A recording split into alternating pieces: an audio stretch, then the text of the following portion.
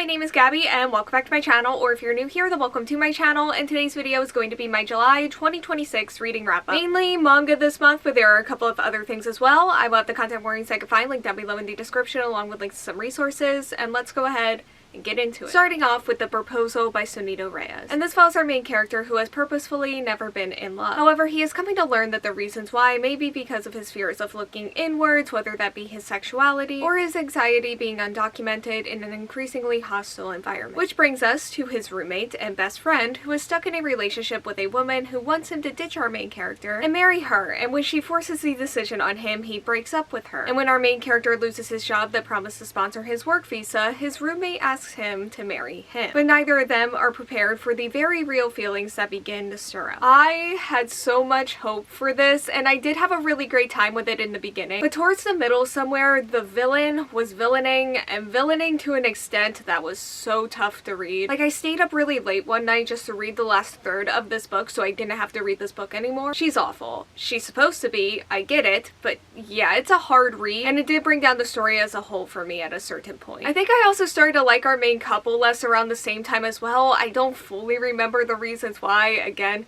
it was a late night. I think maybe their chemistry didn't fully come across to me in the way that the book wanted to all of the time. There were times when it did work, and when it worked, it really worked though. We also see one of our main characters' experience with immigration and police, and the anxiety and the fear that he had while just trying to exist and live his life. We also see our other main character experience abuse. Overall, there is a lot that I did appreciate about this book. I do think that it is a mostly cute romance, and for better and for worse, I did fly through it. I don't know, I definitely do have some mixed feelings about this at the same time, and I'm gonna go with a 3.75 out of 5 for this one. And next up we have 3 manga series that I read at least 10 chapters of, or the entirety in one of their cases, depending on what series it was, for a video where I read 3 random manga series. And I'll leave my full in-depth thoughts on these series in that video, but the first series was Missions of Love by Emma Toyama. I read Mission 1 through Mission 10 Part 2, which is roughly about 16 chapters, and it follows our main character who is a cell phone novelist. Her fans really want a love story, but in order to write one, she feels as though she must experience love firsthand for herself. And with her icy reputation, finding somebody is going to be difficult, so she blackmails the most popular boy in her school into playing the part of her boyfriend. Again, for better and for worse.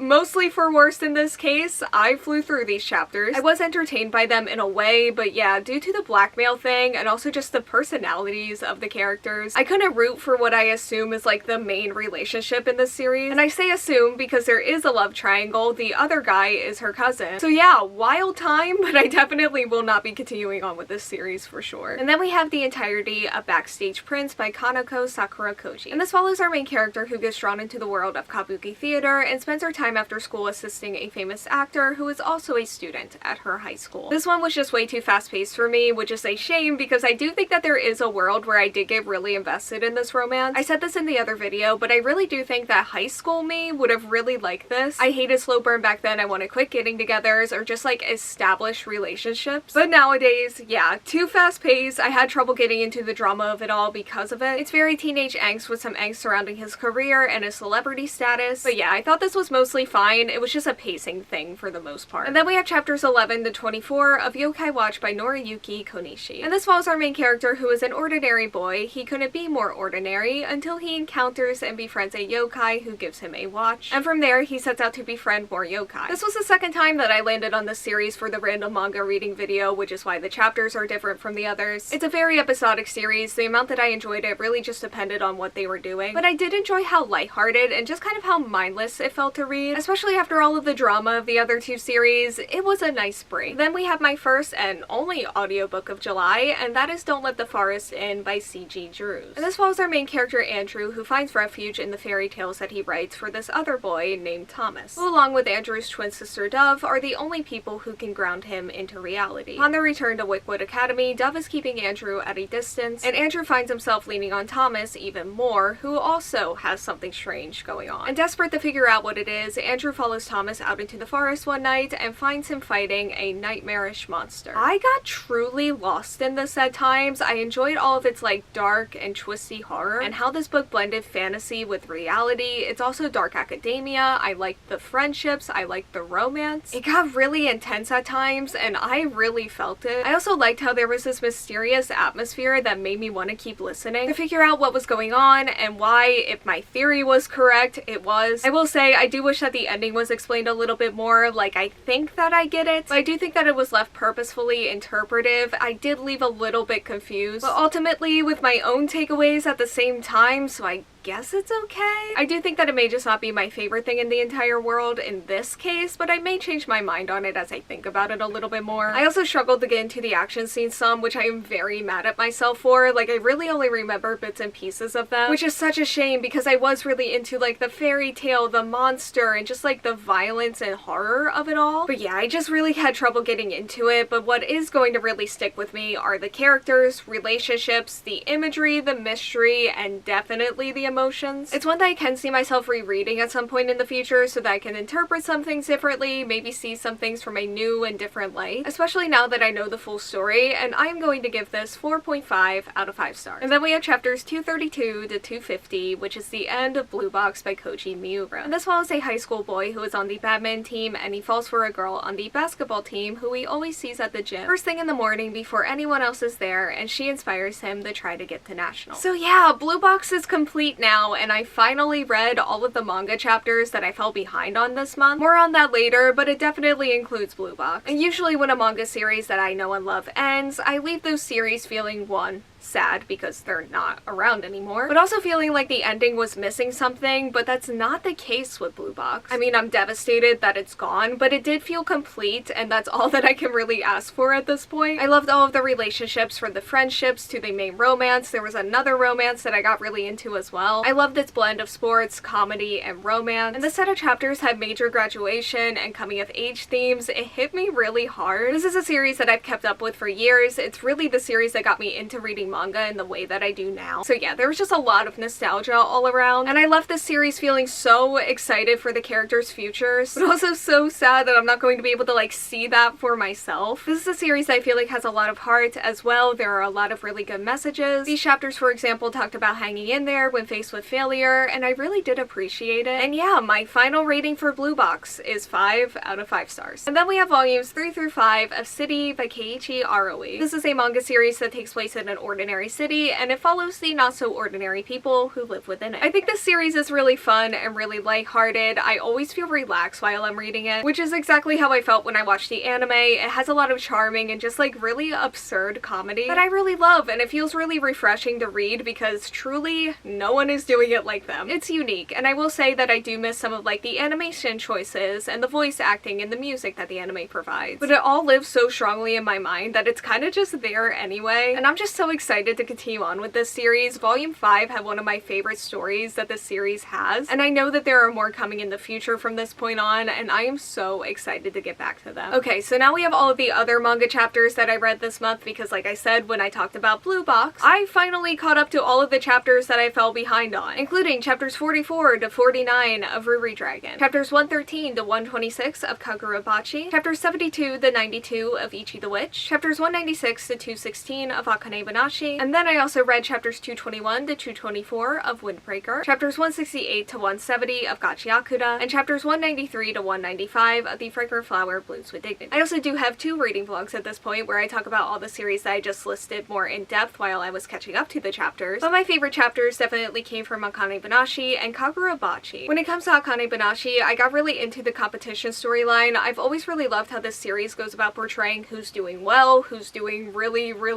well, and win. And I loved how that was displayed within these chapters. We also got a backstory for a character who's been around for a while, and I really liked that as well. And these chapters were the start of a new and exciting backstory arc for Kagurabachi. And I will say, it's a lot of setup and exploration, kind of an info dump if I'm being honest, but it's all necessary. It did feel very much worth it when we really got into things, and it's something that I think is going to continue to pay off as we get further into the arc. And I've been super invested in this arc so far, and I'm so excited to see where it goes. And on that note, the Fragrant Flower Blooms with Dignity also had some really cute chapters, and also a backstory that I've been waiting for as well, and I think that it may be setting up a new romance, or at least like a good conversation, and furthering a cute friendship dynamic. Okay, so that is all that I have for today's video. Thank you all so much for watching. Like, comment, subscribe, hit the bell, and answer the question that'll be around here if you want to do that, and hopefully I will see you here next time. Bye.